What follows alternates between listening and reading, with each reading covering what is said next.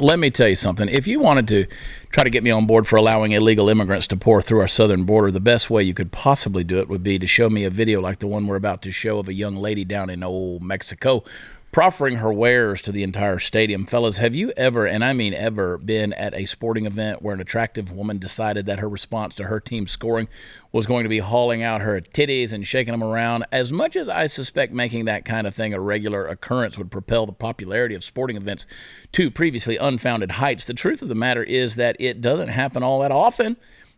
More as a pity because old girl pulled out a pair of the kind of sweater puppies that would make a grown man cry.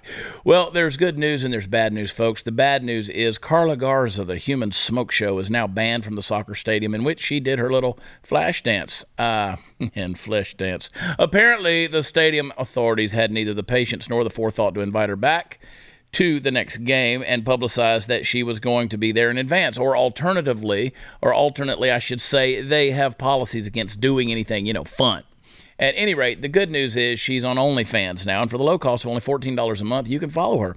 I'm not at liberty to disclose whether or not I will, or already have, or got 2 subscriptions or whatever, but suffice to say, I admire the entrepreneurial spirit she's displaying almost as much as I like everything else she's displaying. Now, Chris, you're our resident Latinx, whatever it is. You got this girl's phone number, bro? I mean, y'all all know each other, right? Come on. Don't tell me you're not related to her somehow. Folks, she went from flashing tens of thousands of people to taking selfies after the game to creating her own business essentially out of that situation. And hey, maybe you don't care much for the idea of public nudity at a game where there are undoubtedly children watching, and I agree with you while steadfastly maintaining that I would have loved to have been there, because I am a kid at heart. After all, not one person had the courage to go over and play motorboat with that poor girl. I mean, she looked lonely.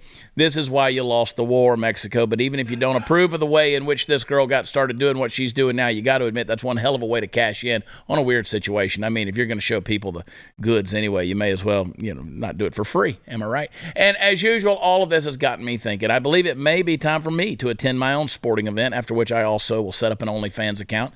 I may have been doing keto for a while now, but if you don't think you've still got a decent rack under this shirt, you got another thing coming. I got a solid A-cup working.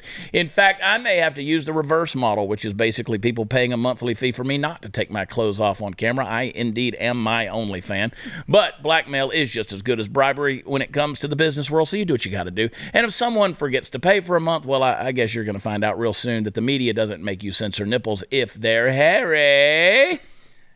Sarah Gonzalez, surely you got this girl's number, right? Sorry, I don't. Nope. Oh, well, that's good. You're off the show.